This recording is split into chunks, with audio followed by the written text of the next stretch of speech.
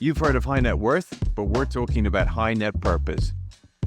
We want to find out how entrepreneurs, global leaders in our network are allocating financial, human, and intellectual capital in pursuit of purpose.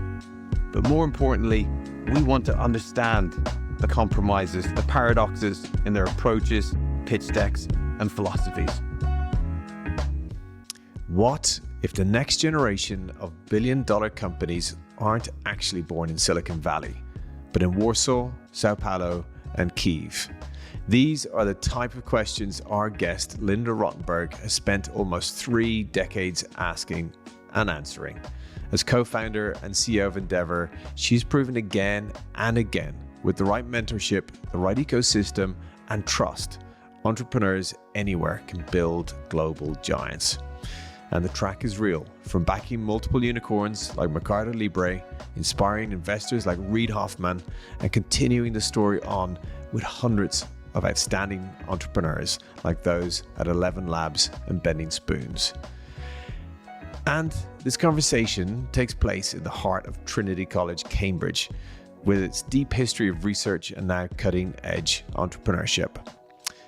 During the course of our conversation, Linda opens on the huge value of founder-to-founder engagement, growing a global organization in a multipolar world, and her own personal story of resilience and purpose.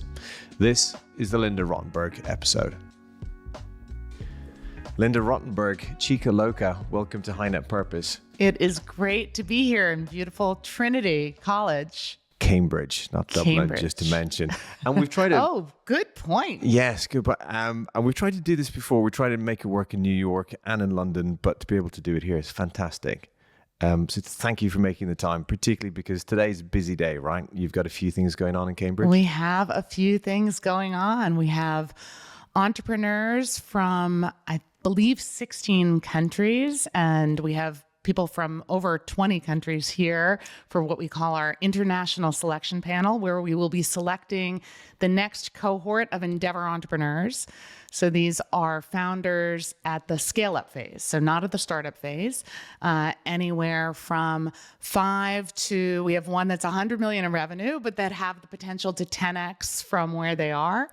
And they're coming here to meet with venture capitalists and fellow founders and scalers, people like Diego Piacentini, who I know you know well, who formerly was at Amazon and Apple. And they're here to get mentorship, get judged, and ultimately tomorrow I'll be moderating one of the 3 panels. My colleagues will be moderating 2 others to select the next group of Endeavor entrepreneurs. And it's like the Hunger Games out there, is it? They come in and they get interviewed by a panel of expert people who've done it before. They do. We like to say selection is a service. Yes. It's our version of SaaS. Yeah. But it's extremely well organized, and you've got teams around the world bringing these hand-selected entrepreneurs. So geographically, where will be represented in the next few days? Yeah, Latin America, Southeast Asia, Central and Eastern Europe, Western Europe, the Middle East, and parts of the US. So really the whole world. Okay, so the first thing we usually ask on High Net Purpose is, do you have an articulation of your purpose? Well, it's really interesting. I co-founded Endeavor now 28 years ago. And when we started, the purpose has always been to be a global community of, by, and for what we call high impact entrepreneurs. So these are high growth entrepreneurs who also want to multiply their impact. But we also added that we wanted to work in emerging and underserved markets because we felt entrepreneurship was the best way to move the needle of these economies. So that has not changed. But we've added, I think, the layer of being a network of trust because we really believe that that is the missing ingredient. There's a lot of talent in what we call elsewhere, the places outside Silicon Valley and China and the obvious places for entrepreneurship. There's capital, but there's not the trust that allows for the connections between them. So that's a new element to our purpose. But what about your personal purpose? I'm interested in what's driven you over the last 3 decades to create this incredible organization. Yeah, I love working with entrepreneurs who are the big dreamers, who are the crazy people. You said I'm chica loca, the crazy girl, for even suggesting there were entrepreneurs in these emerging markets. And I love working with them in what we call elsewhere. Okay. Because I think that people still today, and especially now that the conversation has turned to AI, say, well, if you're not in Silicon Valley or maybe Shanghai, you can't be building anything of growth, of scale, of value. And so for me, I've also had this purpose to represent these founders and say, no, you can build a fantastic company from Turkey, from Brazil, from Poland. Why not? So for me, the combination of feeling the passion and energy of the entrepreneurs, but the purpose of giving them a platform to pay their success forward to the next generation and showcasing these entrepreneur founders from places you wouldn't expect is what keeps me motivated. And do you have an attachment to developing countries that, was part of, you being who you are, doing what you're doing in these countries? I think my friends from college were from all over. I went to Harvard undergrad and then straight through to Yale Law School. And at that point, everybody in my class knew what they were doing. They wanted to work, if not in the law, then for Goldman Sachs or McKinsey or clerk on the Supreme Court. And I had no interest. And I got lucky enough. Some professors took pity on me and sent me down to Latin America. And I was living there, and this was in the mid 90s when Yahoo and Netscape and Steve Jobs coming back to Apple were in the air in the US, and no one was starting companies in Latin America because if you weren't from one of the top 10 families, you didn't have access to the mentorship, to the resources, to the networks, to the money. And I thought, that's crazy. Why are people talking about microcredit here but not building the next Microsoft? So that was really my aha moment. But we've always envisioned Endeavor as global. And that's what's so exciting about being here in Cambridge, in a place where you see the old and the new, and there are people from all of these markets that we mentioned, and yet they have the same struggles, the same challenges. And what I love about working with these entrepreneurs is they're solving real world problems at scale. And even like the fintech companies are solving a problem because people don't trust the banks and people don't have credit scores. And so everything has that extra layer, I think, of even if they're these high tech founders, of doing something, at scale to solve these real life problems. So that's what draws me. But you must have had an appetite for adventure or something that you were like... I don't like boredom. That's true. My biggest fear was boredom. So, yeah. And because going into Latin America at a young age, out of university, etc., and finding this new market failure that you describe. Yeah. Can you take us back to that young Linda and what she was like and what was driving her at that point? Yeah, I always tell founders that stalking is an underrated startup strategy. So when my co-founder and I developed this idea to support these emerging markets in places like Latin America and other, support entrepreneurs from these emerging markets, people literally thought we were out of our minds. They said, there are no founders here. And even if you found them, no one would give them capital. So what are you doing? And that's why we started Endeavor as a nonprofit, because there was no funding, zero going in. And so I knew that if we just found one story, then we could prove people wrong. And the story turned out to be someone I'll be having dinner with in New York 2 weeks from now, which is, he was then a young founder named Wences Casares, 24 years old, grew up on a sheep farm in Patagonia, and had this idea to create the E-Trade of Latin America. No, everybody turned him down. There were 34 people who described themselves as local angel investors. All 34 turned him down. He had the kid with the wrong last name, grew up in a sheep farm. And we said, oh my God, this kid has something. And he came through one of our selection panels, and I convinced Fred Wilson, who was then at Flatiron Partners, now Union Square Ventures, to invest $4 million at a $12 million post-money valuation into this company. We found him a COO. Wences married my assistant, Belle. So he got full service Endeavor. Full service, wow. And 18 months later, he sells that company, Patagon.com, to Banco Santander for $750 million, which is today about $1.2 billion. And everyone knew his story, and everyone knew that I was chica loca, but he was also seen as really crazy. And people said, if Wences can do it, I can too. And two of the people that were listening to his story were Marcos Galperin and Hernan Cazá. They were Argentines studying at Stanford, their MBAs. They were going to stay in Silicon Valley. And instead, they said, well, wait a minute, why don't we take this model eBay and bring that to Latin America? There's a lot of people who don't know what to do with their goods. We can have them sell their jewelry or whatever they're making much more easily. And again, it was very hard for them to fundraise. And in 2007, they went public on the NASDAQ. Mercado Libre. Yeah. And they not only became the eBay, when eBay wanted to buy them, they said, no, we're going public. And a month ago, Marcos, after 20 years, stepped down as CEO. Mercado Libre today is valued at $130 billion. It's the highest valued company in Latin America. Wow. But what makes me so proud is that people like Wences, like Marcos, started investing in the next generation, started mentoring in that next group, not only in Argentina, really around the world. And so this idea of paying success forward, of being what we call a multiplier, really took root with these early stories. So I know we've got Endeavor Catalyst now, but back then it was fully not for profit. Yeah. Can you help us understand that? Because, the world of venture capital is pretty profit focused typically.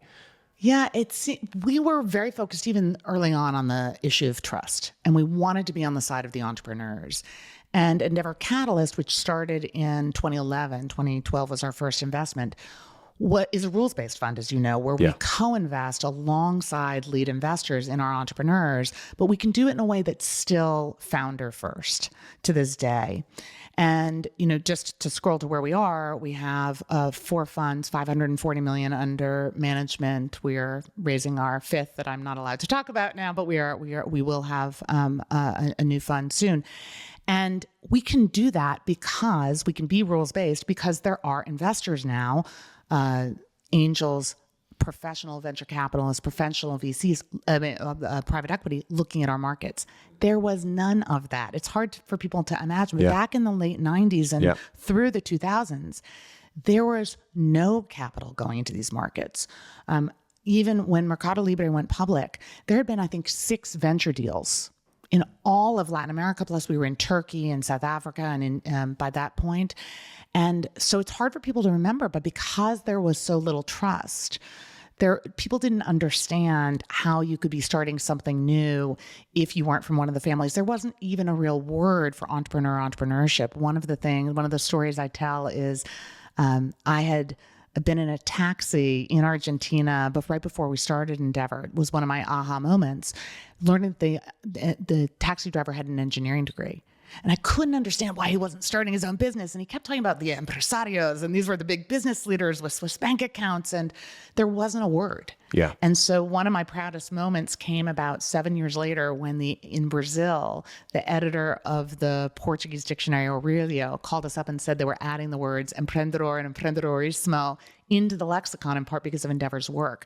So imagine that you can't even tell your parents this crazy idea. There's not a word, there's no capital, and there's no liquidity. So it really wasn't until about 2010 that we started at that point we had expanded Endeavor from Latin America to the Middle East, to Africa, and we were starting in Southeast Asia, that the capital would even come. Because I guess we're on the back of LTCM and the Asian financial crisis, and at the macro level, there just wasn't money flowing. Yeah, the Thai baht had collapsed, right? Yeah. Mexico had collapsed. There was, right, exactly. Emerging markets were not touchable. Yeah. And, to that point, one of the reasons why Endeavor was trying to break the mold of these economies, really the top 10 families controlled everything. Yeah. One of the other stories I tell is when we would go into, because we were a nonprofit, we got the local business leaders to buy in, to support, to raise $5 million in philanthropy to set up Endeavor, to help them find the next generation of founders they didn't know through their personal networks. That was our premise to them. And then we knew one day we would we would figure out how to be self-sustaining by 4 entrepreneurs, but we didn't know how. That answer turned out to be Catalyst later in the fund. One of the things I'm proudest of is of our LPs, a third of them are Endeavor entrepreneurs investing in the fund to pay it forward. But anyway, we had to be brought in by top business leaders. And when we had been operating in Argentina, Brazil, Chile, I got called in by the former finance minister in Mexico, Pedro Aspe. And he said, Linda, I've been hearing about entrepreneurship. I've organized a group of people. I'd like you to come fly in. And before I went into this room, it was a little bit like the room we're in now, someone tapped me on the shoulder and said, do you know what percentage of Mexico's GDP is in this room? And I said, no, and I don't think I want to. And the former head CEO of Cemex, so one of the largest cement companies in the world, and Carlos Slim was there, and the CEO of Banamex, and literally it was everyone who owned. The former Lorenzo Zambrano, the former head of Cemex, said to me, Linda, why are there all these entrepreneurs coming from Brazil and Argentina and even smaller countries like Chile and Uruguay? Like, what's wrong with Mexico? And I said, well, entrepreneurs are the little fish. And here in Mexico, you all are the big fish. And I tried not to look at Carlos Slim when I said, the big fish in Mexico tend to eat the little fish. And I said, so think of Endeavor as like an aquarium where the big fish learn to feed the little fish. I thought I was going to get kicked out. And instead, almost all of them ended up supporting Endeavor. And a decade later, one of the gentlemen in the room, Emilio Escarga, was running Televisa, the largest media company at the time. And he had a retrospective of 10 years of entrepreneurship in Mexico. And it was a cover story. And the title was Big Fish Feeding the Little Fish. But that describes like what it was like back then. So you've attracted some incredible advisors and people to your board. So what's the secret of how you manage to influence these people and get them involved and give up a huge amount of time to what you do? We have an amazing global board, and then we have boards in 45 countries where Endeavor now operates around the world.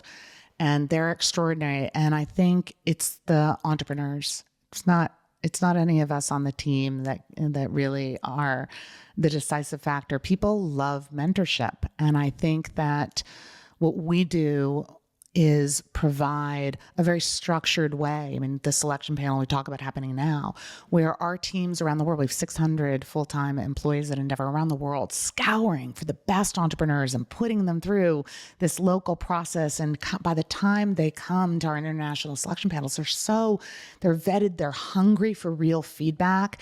And I think that's what makes people excited, is to say, hey, I'm going to take some of my skills, my knowledge, and apply it to people who are really good, but they're yearning, they're craving real mentorship, they're craving real feedback. Maybe I'll invest as well, but really, I think they see the passion and the hunger. And again, these are people starved because in these markets, they're still among the first, especially the tech founders. They're among the first entrepreneurs to ever achieve at scale, building businesses. So that's, I think, the secret sauce. But there's lots of incubators out there. There's lots of groups trying to, foster entrepreneurship.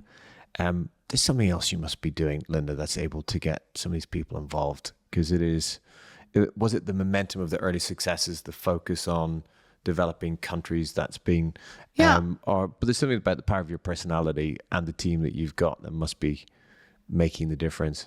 We have an amazing team, and I think that everyone here, we say bleeds Endeavor teal. That's our color. People are so passionate. These are people, if they leave Endeavor, they go into venture capital or they become entrepreneurs. No one leaves to go to another, nonprofit. And yet they're so mission driven.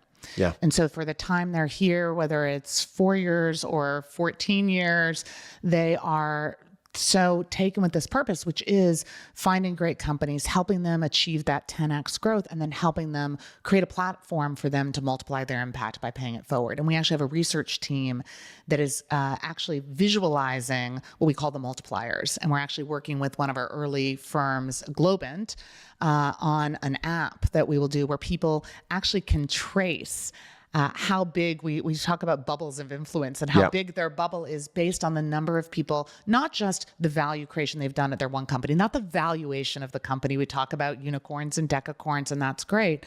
But the number of people they've touched through mentorship, through investing, through training, creating the mafias, the tech mafias, like the PayPal mafia. We now have people, we've had hundreds of companies come through that have been trained in the Middle East by Kareem. This is a company that created, that was then sold to Uber. It was a mobility company in Dubai. And the number of people who got their start at Kareem or Rappi in Latin America, I mean, it's very exciting to see people wanting to, showcase, support that next generation. When before, people would have had to sign non-disclosure agreements and non-competes, and you'd be dead to me if you leave. I think Endeavor really has been about building ecosystems. And I think that is the thing. It's about greater than just one company and investing in one company.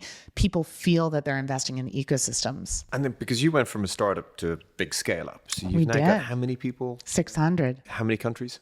45, So how, going on 50. How did you manage that transition? Because you're a people-centric business. We are. And I think that one of the challenges and one of the tensions is finding the right balance between local innovation and being able to globally get, deliver at scale, quality and continuity. Yeah. And I think we've also grown up with our entrepreneurs. Many of our entrepreneurs are now on our boards. Many of half the panelists here are Endeavor entrepreneurs, again, paying it forward to serve as mentors. So we've learned from their successes and mistakes, and they've learned from ours. So we've had our own, growing pains, but I think that when everyone is so mission driven and we're realizing, I think people realize that there's more in common between Lebanon and Colombia or Nigeria and Indonesia than there are differences. And so I think we've learned to allow for some local innovation, but really prioritize being what we call one Endeavor. Okay. And I think that that's something that we've also learned from entrepreneurs. That idea of culture is so critical, and that if you have a unified culture, it makes everything easier. So you'll have a strong local board, which really sets you up for success in these countries, and then you've got to build the team within that country as well. Yeah. And you will put some of your team from the rest of the world in there, or you build new teams, or it depends? Well, we always start with locals. So sometimes they are people who have gone outside their countries and come back and done, whether it's entrepreneurship, venture capital, or worked in consulting firms, and they want to go back to their home country. What is interesting now after operating 28 years is we have people who want to do tours of duty in other countries. So we started what we call a London hub, where we're not operating per se in the UK as an office, but we're operating as a hub because we have 50 Endeavor entrepreneurs from all over the world whose second home is here, and who wanted access to markets and networks and a community. And so we've built that with a wonderful woman, Connie Feju, who worked previously at Endeavor in Argentina 15 years ago, worked for Mercado Libre, moved to London about over a decade ago. And so she's now head of our London hub. And one of the people that chose to work with her came from Brazil, and one came from Egypt. Okay. And then Pete from the US. So we now have enough offices that people are rotating. We have someone in Nigeria who now is working for Endeavor in Saudi Arabia. We had someone in Miami go to Spain. So I think that that's what's been fun, is to see the global network. But really, this is all, again, locally driven. And then we kind of globalize, Endeavorize, as we say, the teams. So what were some of the harder, more challenging points over this great journey? Well, I think that when we started the idea of Endeavor Catalyst, this rules-based fund, which really came from conversations I had with Reid Hoffman on my board, founder of LinkedIn, had gone to Greylock Venture Capital, and Joanna Reese, who's actually a panelist here, also a venture capitalist, and Nick Beim. These were three of the VCs on my board. And they said, we started talking in 2010, and they said, look, Endeavor now has helped to seed these ecosystems of investors as well as entrepreneurs. And so we can, in a rules-based way, in a founder-friendly, entrepreneur-first way, co-invest. We couldn't before because there was no capital going into these markets. There's capital going in. And so we pioneered Endeavor Catalyst as a 50-50 model, whereby investors would, on a deal-by-deal basis, get their principal back in 50% of the returns, and 50% would go to scale Endeavor. And what was exciting is that if you were an Italian LP, 25% of the 50 going to Endeavor would go to Italy and 25 to our global operations in the US. If you were a Kenyan, if 25% could go to Kenya, et cetera. And I should say that today we have a lot of universities in the United States which are going through their own traumas of how do they have funds coming to Endeavor, and a couple are going to use the Endeavor Catalyst model to replicate because they have access, right, to these great professors and students coming in, and people can invest on this 50-50 model. So we were pioneering something, but a lot of people got uncomfortable and thought that we were losing our purpose. And were we having mission creep? Or as some said to me, okay, Linda, you just want to become a venture capitalist. Why are you dragging Endeavor with you? I said, what are you talking about? Our entrepreneurs love this idea of Endeavor being self-sustaining and co-investing. They want to co-invest. They don't understand philanthropy. They understand investment. They'll invest. What are you talking about? This is coming from by for entrepreneurs. But it was a real struggle. And I think it was when we had some of the early success stories with Globant, with a company called Yemek Sepeti in Turkey that sold to Delivery Hero. And the entrepreneurs were so proud. That really shifted things. And the entrepreneurs said, now we want to get more involved. We want to be the investors. We want to start taking over these boards. But I think that was a real, transition. Tough period. Yeah. Anything else stand out during the... Well, like everybody, I think COVID. I think one of the things that has been at the heart and soul of Endeavor are these in-person international selection panels. And we came in January 2020. We had our a selection panel in Riyadh, Saudi Arabia, in the first co-ed movie theater at the time. And it was pretty extraordinary. And I noticed as I was coming home in the flight, I flew from Riyadh to Dubai, and in Dubai, all of these people going to China had masks on. And I thought, what's going on? And we had, at the end of February, we were supposed to have the selection panel in Brooklyn, my hometown. And of course, COVID hit. And we, on the fly, decided to do something virtual. And we were the first people to use, now it seems obvious, but first people to use breakout rooms on Zoom. So we had the entire Zoom team. One of my board members was the early investor in Zoom. And so we literally got taught how to use these breakout rooms. And the entire Zoom executive team was like looking at whether this would work, and so so today we're holding our 103rd in-person selection panel, but we've had over 50 virtual ones. And so we transformed an organization into this really hybrid model, which seems again obvious, but but we really did it on the fly, co-creating as we go along. But that was, but like everybody else. And now I think like everyone and like entrepreneurs, we're trying to figure out, how is AI going to change things? How do we retain what is human while also progressing forward? Have you got a take on it so far, or? Well, I have two takes. I think one take is that people started finally believing that you could create a fintech company or a software as a service company outside the US. And in fact, we've had many investors from the US and Europe and around the world invest in these 45 markets in Asia and Africa and the Middle East and Central Eastern Europe and Latin America. But now with the conversation of AI, it reminds me back to the early days where everyone's saying, no, you have to move to Silicon Valley. Are you kidding me? No, you can't do an AI company outside. You can't do that elsewhere. That has to be back in this is Florence in the age of the Renaissance, and you will move back to Silicon Valley. And we're saying, no, you have companies like 11 Labs, started by two Polish founders, and they're headquartered in Warsaw and London and New York. And they're going elsewhere. We have companies, and that's considered the top voice AI company in the world, and no one knows that really it's founded by two Polish founders. So I think that's been fun to showcase, the power of elsewhere. Yeah. What was the second one? You said there's two things that you're seeing with AI. I think that the question I ask all our founders is, what is changing on the human level? And what is really interesting is the number of founders who've started changing their org charts. So they were all following you must not have more than 7 direct reports. I've spoken to dozens of founders who now have broken that mold and said, no, I'm going to have about 25 direct reports because I need to now be closer to the customers. I need to tell people directly. I need to communicate what's going on. People are scared. They don't know if their jobs are safe. And so it's this human communication, human interaction with their customers. I joke that I call myself COCO, Chief Over Communication Officer.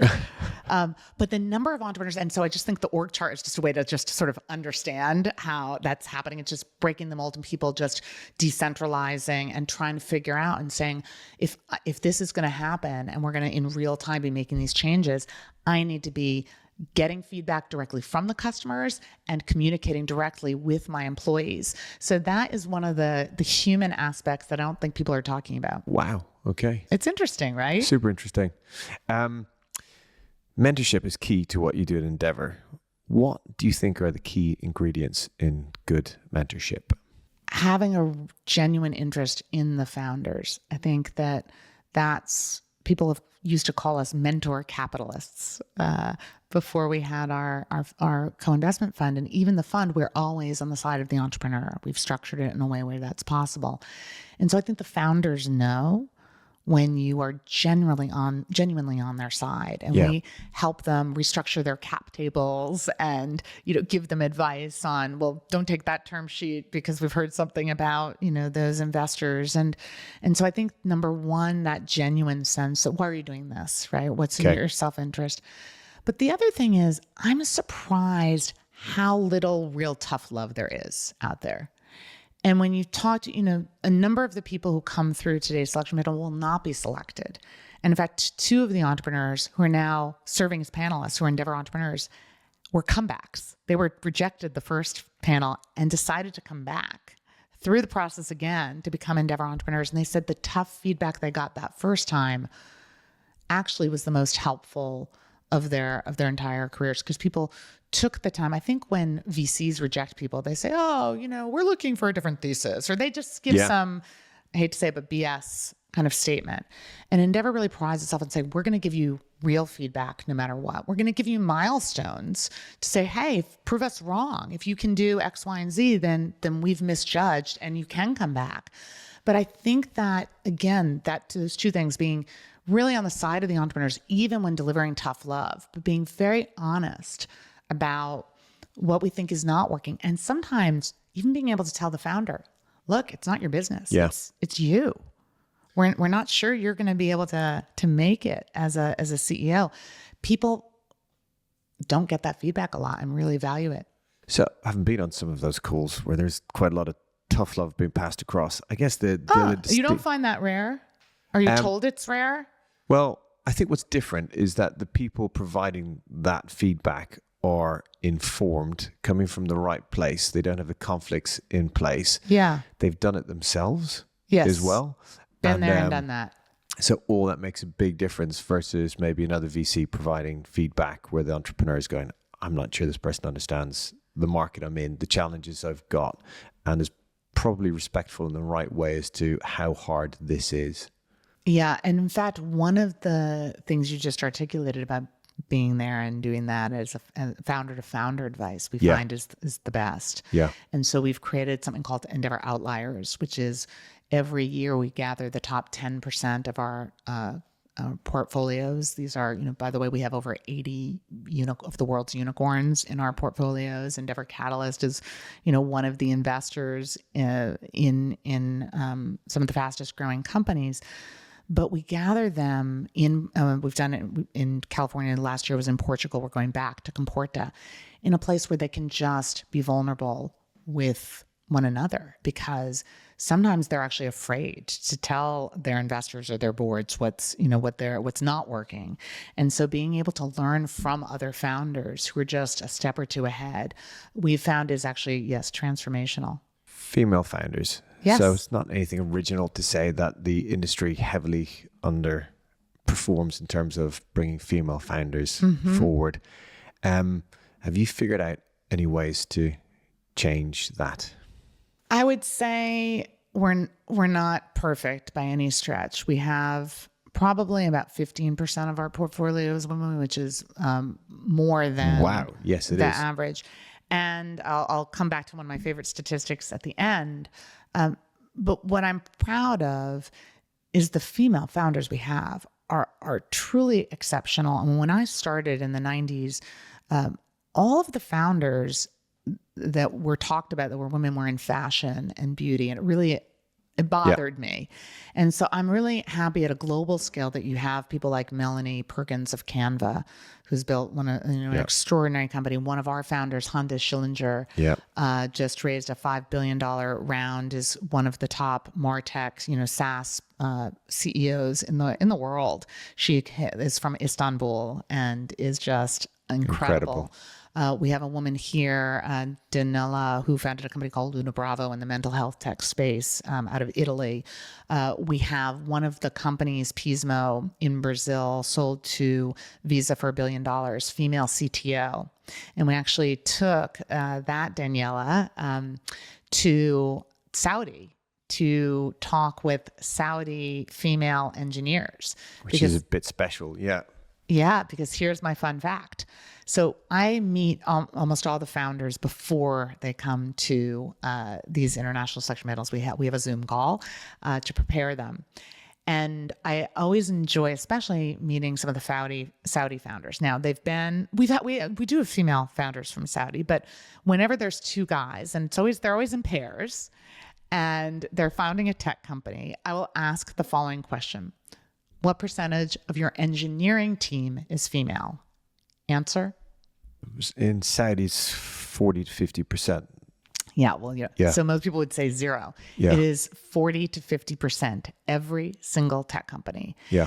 And it's incredible. And what we're sort of saying is, let's train those engineers to be the quote unquote tech mafias, to be the founders of the next time. And in fact, the managing director of Endeavor Saudi Arabia, Latifa Al-Wa'alan, was an Endeavor entrepreneur. She founded the Nespresso of the Middle East and sold that company and became our managing director. So we are actually purposefully having Honda, and we've talked about Nadine, who's building a health tech company, Haram from Lebanon, but building out of London, and having them tell their stories and train that next generation. So I think the next generation of founders are going to be women who have grown up working in other companies, and now see the role models and say, hey, wait a minute, just like if Wences can do it, I can do it. If Honda can do it, if Melanie can do it, I can too. Because in developing countries, there is more companies formed and more, every sector, every region is different, but proportionally there's more female entrepreneurs in developing countries than developed countries. So you almost have a dynamic where you guys are most active.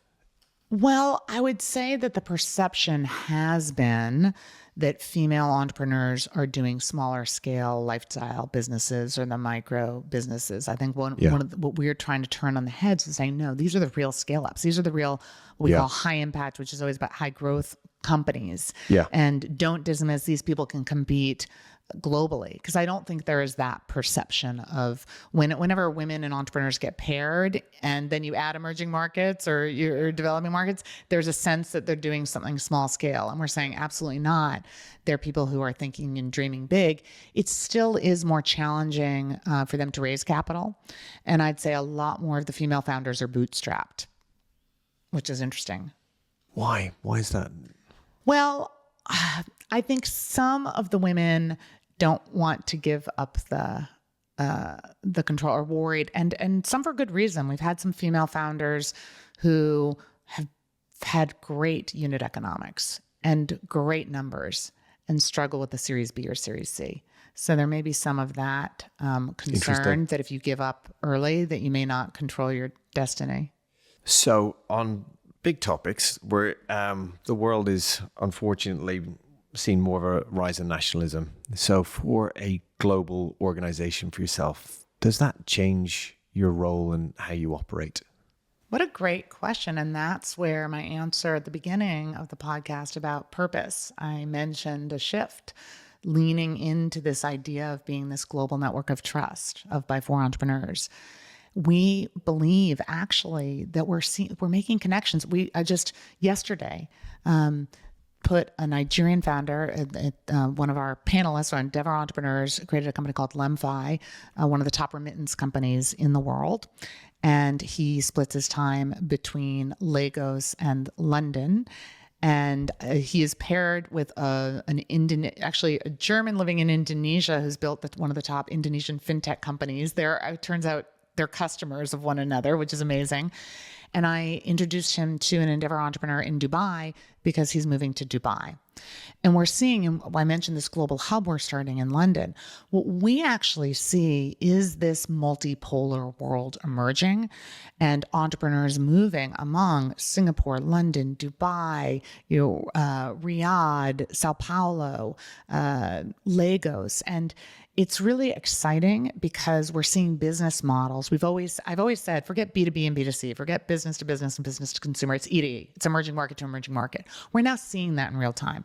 So we're seeing actually David Vela is the founder of Nubank, invested through Endeavor, invested in one of our companies, Time Bank, founded by South Africans, one of the top neobanks, not only in Africa, but in Southeast Asia. And he's invested because he sees similar business models. And so I think that the idea of forming trust among entrepreneurs and then having them go to these different cities. It's not about nationalism. It's about global cities of the future and building companies and bringing business models, again, solving real world problems at scale, city to city. So that's what we're seeing. Multipolar cities, trust-based, entrepreneur-led. So that's what gives me hope amid all of the things we could be despairing about. It definitely creates the understanding and appreciation of different cultures at a different level, right?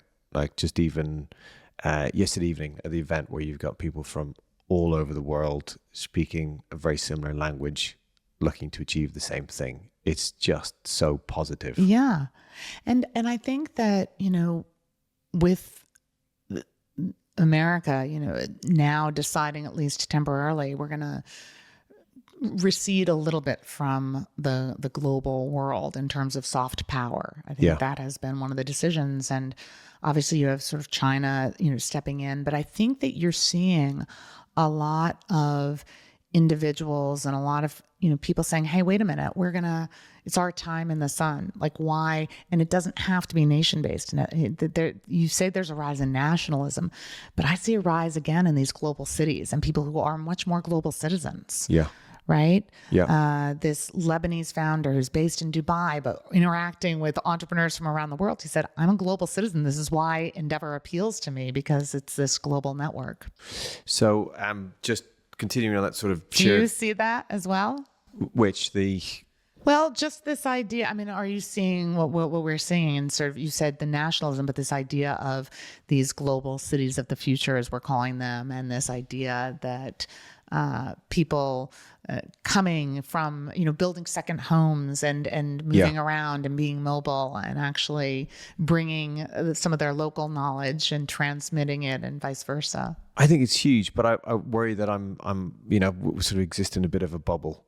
But there's definitely huge case studies, and you guys are at the cutting edge of this, of where the diaspora has been re-engaged. Yes.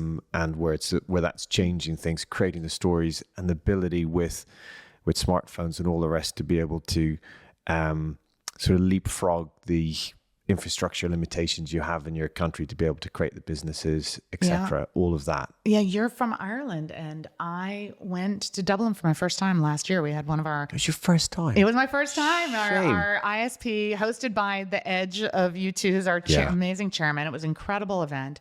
first time in Ireland, I was shocked because I'm from Boston. I thought everybody's Irish. And I was shocked that there are only 5 million people in Ireland. Yeah, I know. And the rest is in the diaspora. Yeah. And you mentioned diaspora. Tomorrow, I'm going to, after we finish the ISP, I'm flying to Athens.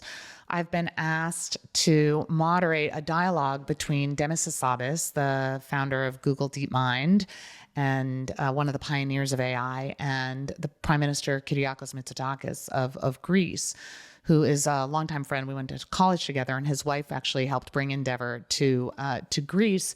And this will be on the slopes of the Acropolis, so the Odeon of Herodotus Atticus. It's a 2,500-year-old stadium. It's incredible. And Prime Minister Mitsotakis and Endeavor Greece have made a real effort to bring back the diaspora. They've launched something called Innovation Nation, and they've done something really creative, which reminds me of being in Cambridge, which is combining the old and the new. So in every bus station in Athens, if you go, there is an Innovation Nation, a logo, and it will be it'll have a something of the Trojan horse, but it'll be talking about pioneering since since way back when, or encrypting, and they'll have an old Greek coin, and just the sense that Greece has been seen for the past and wants to be known as a place that's hospitable for AI, for the diaspora to come back. Yeah. And I think we're seeing that in a lot of places where the diaspora founders are moving back, or even Matti of 11 Labs, he's coming back and consciously built an AI hub in Warsaw as his way to, pay it forward and to train some of the top developers. And we're seeing this all over the world. It's amazing.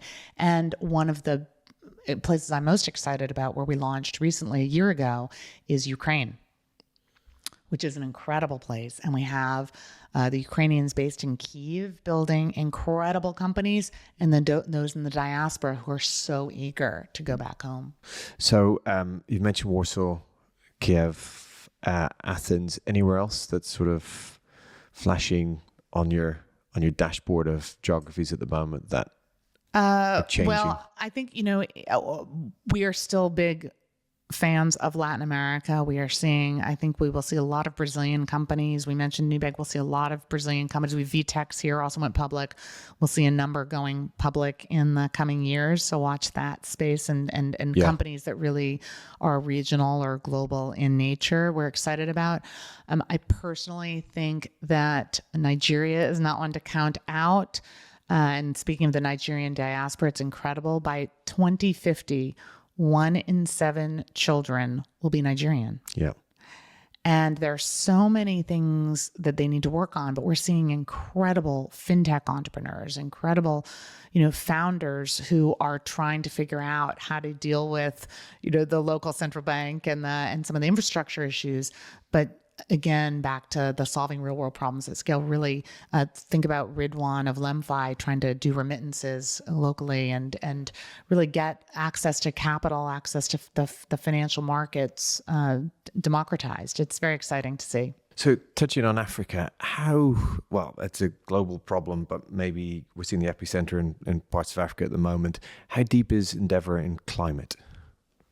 I would say that, climate, as you know, is one of the most, capital intensive industries. So I would say we don't have as many climate tech founders per se, but we do have, it's really interesting. Actually, one of the companies, it's sort of climate adjacent.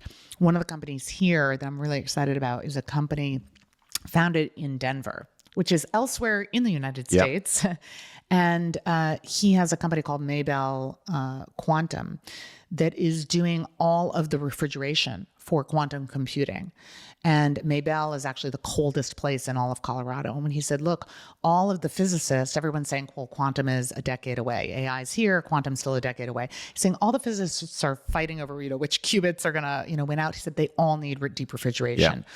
We have a couple of companies in Europe, in Spain, and others that are doing, again, coolants for all of the, all of the tech related. We are climate. One of the challenges on AI is its impact in the world. So servers and figuring out how to literally keep data centers, cooled. And so there's a number in that space. We have a lot of space tech entrepreneurs. which is very interesting. That's been but I would say that climate tech, the challenge really is you need a lot of specialized VCs and you need a lot of the cost of capital.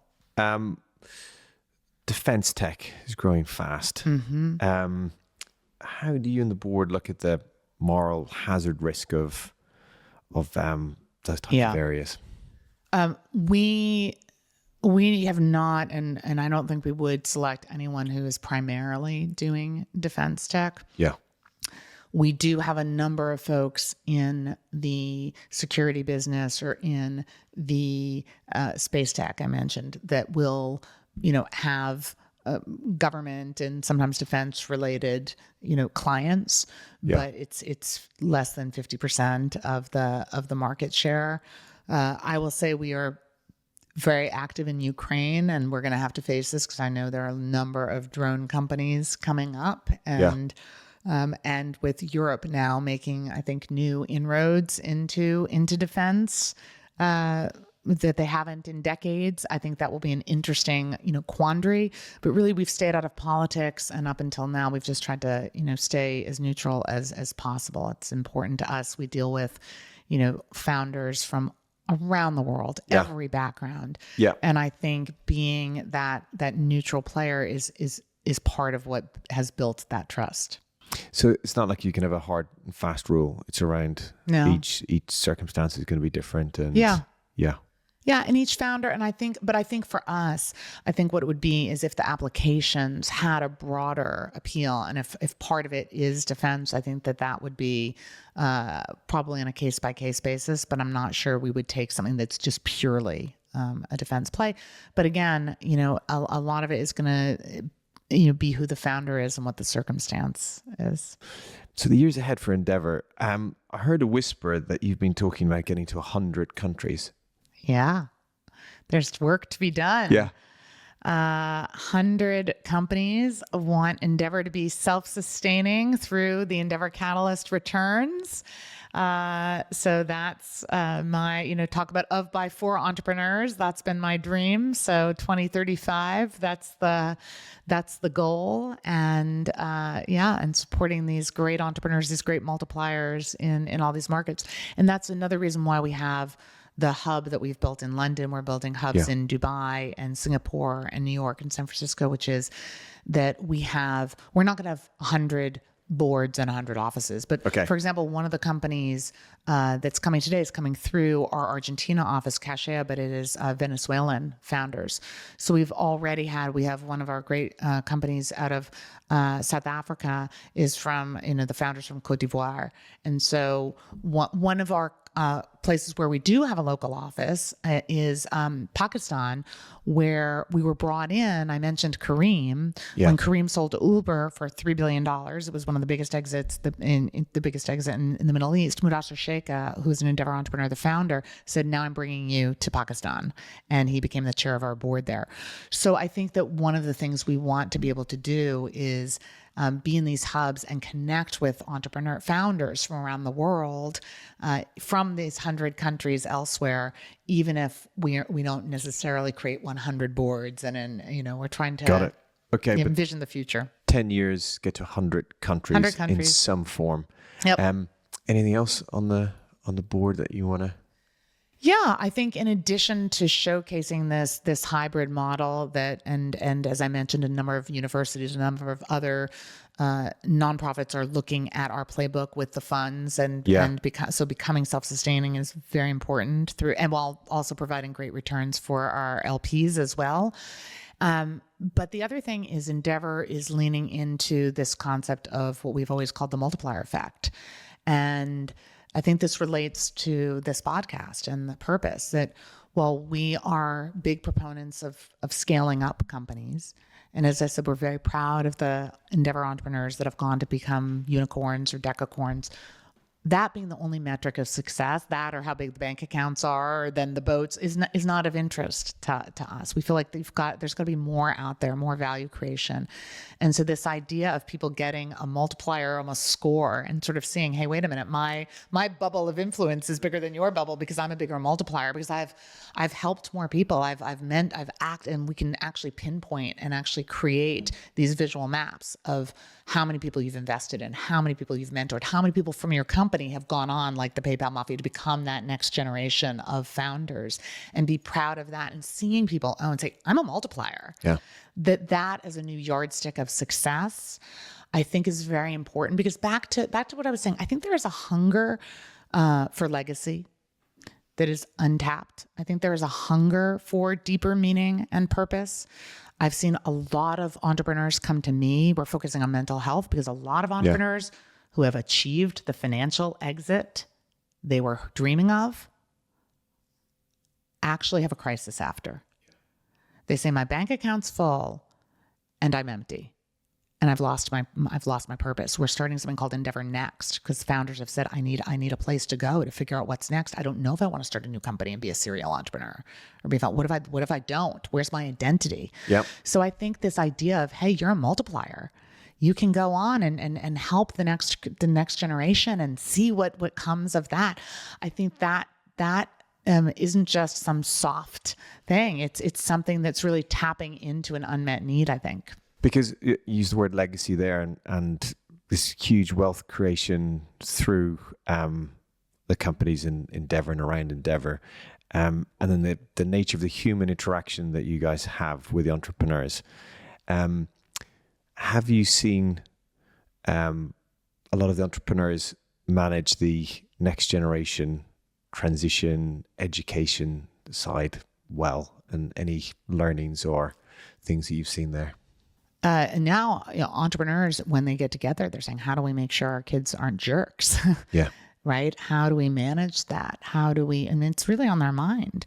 We were talking earlier about the lack of secondaries in some of these markets. Some of the entrepreneurs are saying, I'm having a real problem because on paper, it looks like I'm worth X, and I'm telling my spouse, we can't even afford a vacation because I've had no liquidity. Like, what do I do? Like, it's actually harming my relationship. So we've had it on both sides. The ones with not enough liquidity, the ones with almost too much liquidity. Yeah. And how do we maintain what's the right thing to pass on to our children? What are the right values to pass on to our children?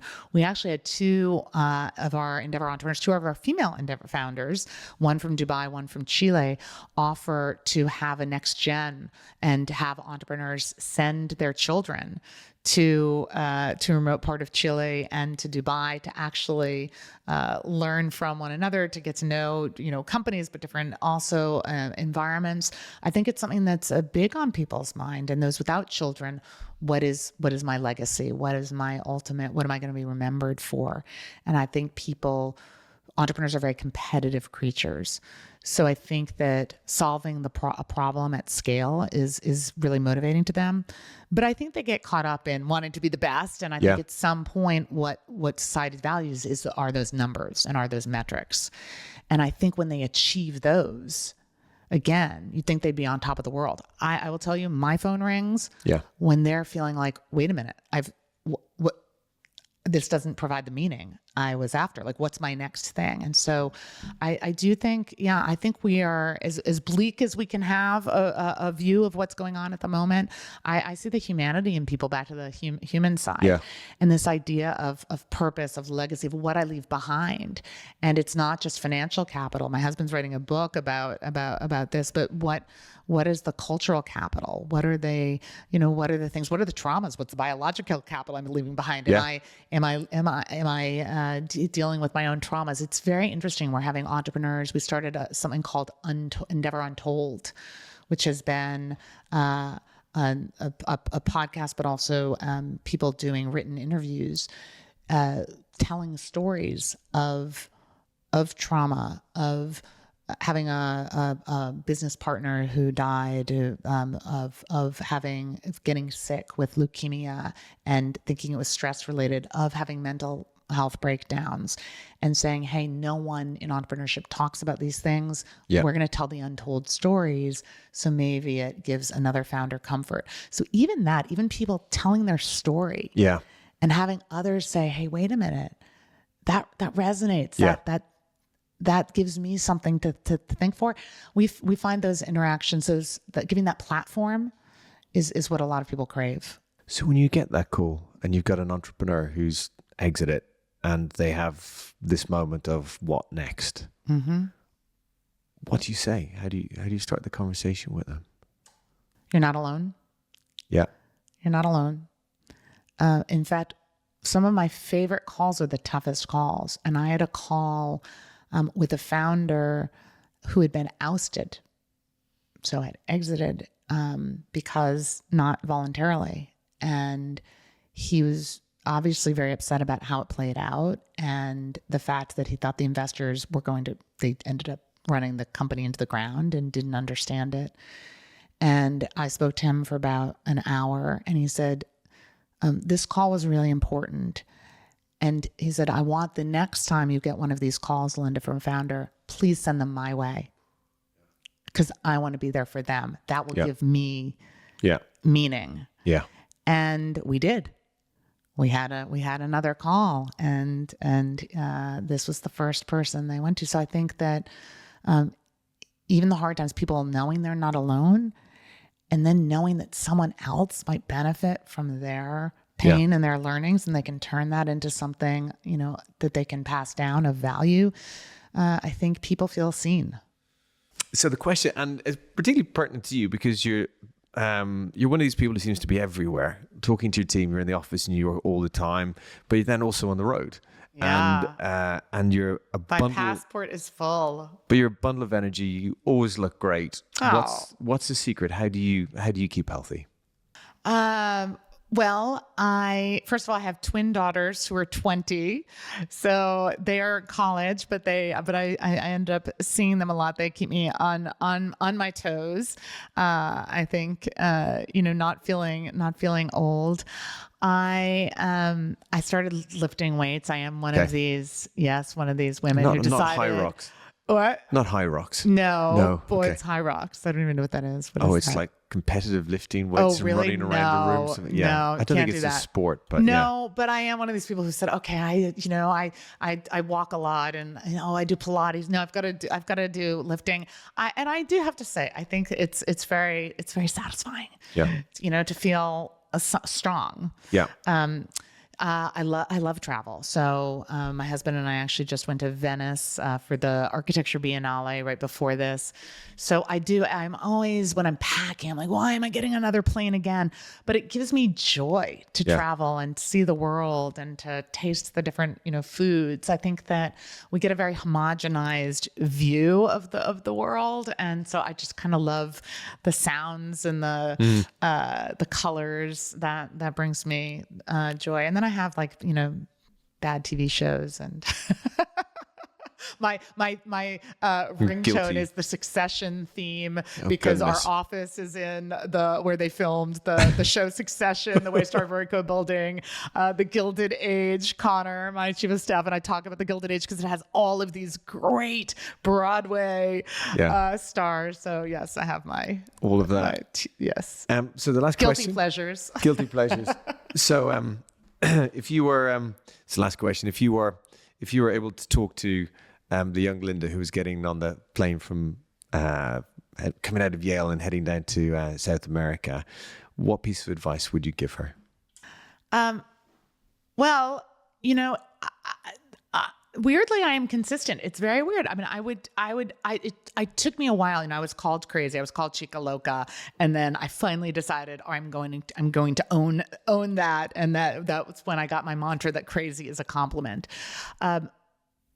So I always kind of instinctually knew I was a little different. It was okay. I didn't want to be bored, right? So I was okay being an outlier in you're kind of choosing the unconventional way. Understood. Yeah. That never bothered me. But I think the mistake I made early on as a CEO, as a female CEO, back to your point, was I thought I had to be. I'm not a tough person. I'm sort of what you see is what you get. but I thought I had to be not vulnerable and not emotional because I didn't want to be sort of cast as someone weak. I needed to be a strong leader who, conveyed conviction.